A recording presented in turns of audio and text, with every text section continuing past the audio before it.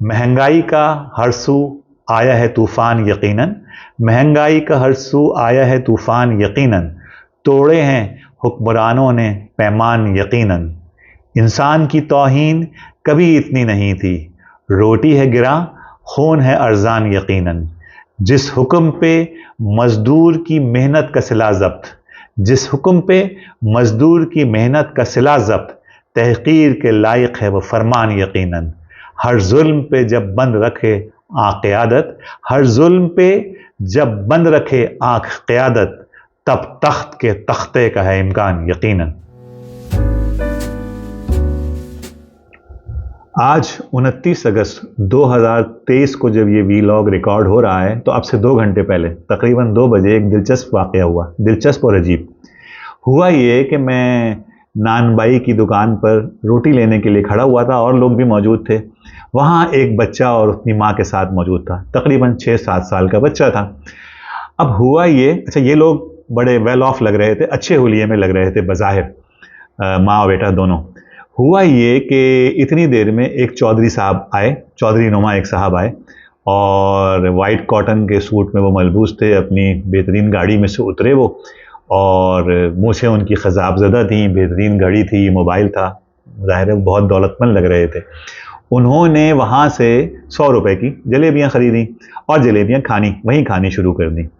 सूरत हाल ये थी कि उनके जो हाथ थे, उनकी जो उंगलियां थीं वो शीरे में लिथड़ी हुई थीं और राल भी उनकी बज़ाहिर जो उनके होंठों के पास शीरा लगा हुआ था। अब बच्चे ने माँ से ज़िद करनी शुरू कर दी। बच्चा माँ से ज़िद कर रहा था और माँ किसी नामालूम बात पर उसको झटक रही थी, मना कर रही थी। ये चंद सेकंड में ये सारा वाक़या हुआ, 1 से 1.5 मिनट में। हुआ ये कि सबका ख्याल था कि माँ को चाहिए कि बच्चे को 50 रुपए की जलेबी दिलवा दे। खुद मेरे दिल में भी यह ख्याल आया और मैं ये सोच ही रहा था कि मैं आगे बढ़ के इस मामले में इंटरफेयर करूं, लेकिन मैं अभी सोच ही रहा था कि वो बच्चे को माँ घसीटती हुई वहाँ से ले गई अपनी रोटी लेके। मैंने जो देखा, जो चीज़ मेरी निगाहों में खुब गई, जो 3 मनाजिर मैंने देखे, एक तो ये कि बच्चे की निगाहों में इंतहाई गुस्सा और कह लीजिए कि नफ़रत महसूस हुई मुझको। दूसरी चीज़ ये है कि माँ की निगाहों में मुझे बहुत बेबसी महसूस हुई। शायद उसके पास 100-50 रुपए भी नहीं थे कि वो जलेबियाँ ख़रीद सकती। और तीसरी बात ये है कि वो चौधरी साहब की लापरवाही और सब तरफ से दुनिया और माफिया से बेखबर मुझे महसूस हुए। ये 3 रवैये, चौधरी साहब की बेइतनाई, माँ की बेबसी और बच्चे की गुस्सा और नफ़रत, ये तीनों मनाजिर जो हैं, मुझे ऐसा महसूस हुआ कि यही आज के पाकिस्तान के मनाजिर हैं। गुस्सा और नफ़रत, बेबसी और सारे मसाइल से बेइतनाई। ये कहीं ना कहीं ये रवैये ये हमारे माशरे में नज़र आ रहे हैं। हमें डरना चाहिए उस वक्त से जब ये बच्चा, जिसकी आंखों में नफ़रत होगी, ये बड़ा होगा और ये मामलात को अपने हाथ में लेगा।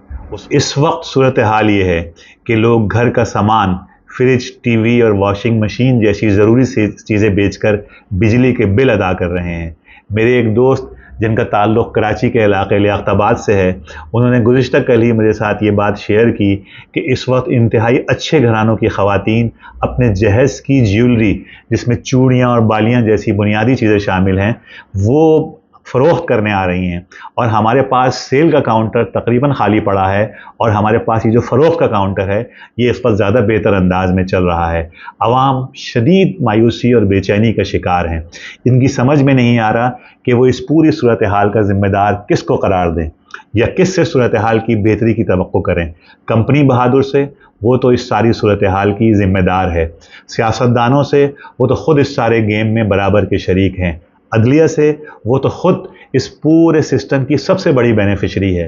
क्या मीडिया से, वो तो ख़ुद इस सारे जो ज़ालिमाना निज़ाम है उसमें उसकी हैसियत एक रखील किसी है।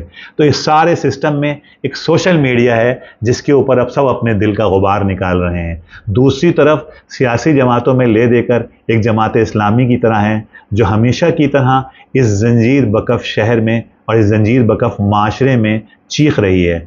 अब आवाम इसकी आवाज़ में आवाज़ मिलाते हैं या ये आवाज़ नक्कार खाने में तूती की आवाज़ साबित होती है, इसका फ़ैसला वक्त करेगा। एक ख़तरनाक सूरत हाल ये है कि नौबत अब बिजली के बिल नज़र आतिश किए जाने से के इलेक्ट्रिक के अमले की मारपीट तक पहुँच रही है। छोटी सनतें बंद हो रही हैं और बड़ी सनतों के मालकान तेज़ी से दुनिया के दूसरों मुल्कों में और दूसरी जगहों पे प्रोडक्शन हाउसेस ढूंढ रहे हैं। आज़ाद कश्मीर से ताल्लुक़ रखने वाले मेरे एक दोस्त ने मुझे बताया कि आज़ाद कश्मीर में जो हमारे यहाँ बिल आता है उसमें फ़ी यूनिट 65 रुपए की कॉस्ट आ रही है बिजली के यूनिट की, जबकि पड़ोस में जो मकबूजा कश्मीर है, जिसको हम इंडिया का मकबूजा कश्मीर कहते हैं, वहाँ 2.5 से 3 रुपए की कॉस्ट जो है वो बिजली के एक यूनिट की आ रही है। इस सूरत हाल में कराची में बिलखुसूस के इलेक्ट्रिक जो है वो दोहरा जुल्म कर रही है। यानी मैं आपके साथ फिगर्स शेयर करूं, ये फिगर्स मेरे पास 3 साल पुराने हैं, लेकिन अब भी सूरत हाल कमोबेश यही है। सन 2017 में के इलेक्ट्रिक का मुनाफा 10.4 बिलियन रुपए सालाना था।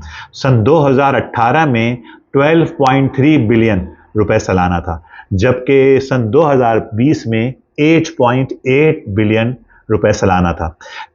कमोबेश यही सूरत हाल इस वक्त भी है। अब कराची से मुनाफा लेने वाली यह ऑर्गेनाइजेशन अपने कंज्यूमर को कोई फैसिलिटी या कोई सहूलत देने के लिए तैयार नहीं है। ज़रा सी बारिश होती है और लोग जो हैं वो करंट का शिकार हो जाते हैं, पानी में करंट फैल जाता है। इस हवाले से नेपरा एक बार के इलेक्ट्रिक पर जुर्माना भी आयद कर चुकी है। अगस्त में जो बिल वसूल हुए हैं उन्होंने तो आवाम को बिल बिलाने पर मजबूर कर दिया है। सूरत हाल ये है कि बिजली जो कंज्यूम हो रही है उसका जो बिल है वो कम है और उसके ऊपर आयद शुदा टैक्स जो हैं वो ज़्यादा हैं। मैं ज़रा आपके सामने जो टैक्सेस हैं उनकी सूरत हाल रखता हूँ। इस बिल में, अगस्त के बिल में 13 किस्म के टैक्सेस जो हैं वो शामिल हैं।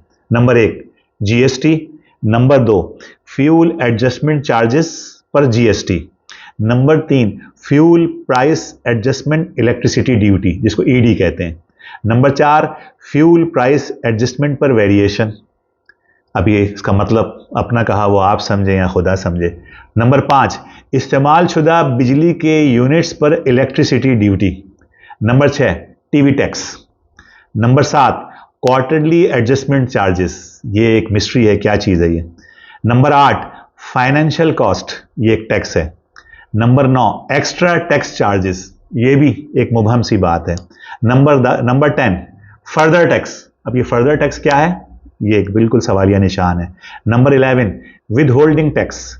Number 12 meter rent. अच्छा, मीटर रेंट के बारे में ये वाजे हो कि ये कनेक्शन के वक्त इसकी पूरी कॉस्ट आप अदा कर चुके होते हैं, पूरी कीमत अदा कर चुके होते हैं, लेकिन ये भी आपसे बाकायदगी से लिया जा रहा है और बिल में शामिल है। और नंबर 13 इनकम टैक्स। तो ये सारे 13 के 13 टैक्स जो हैं वो आयद किए जा रहे हैं हम इस वक्त हमारे ऊपर।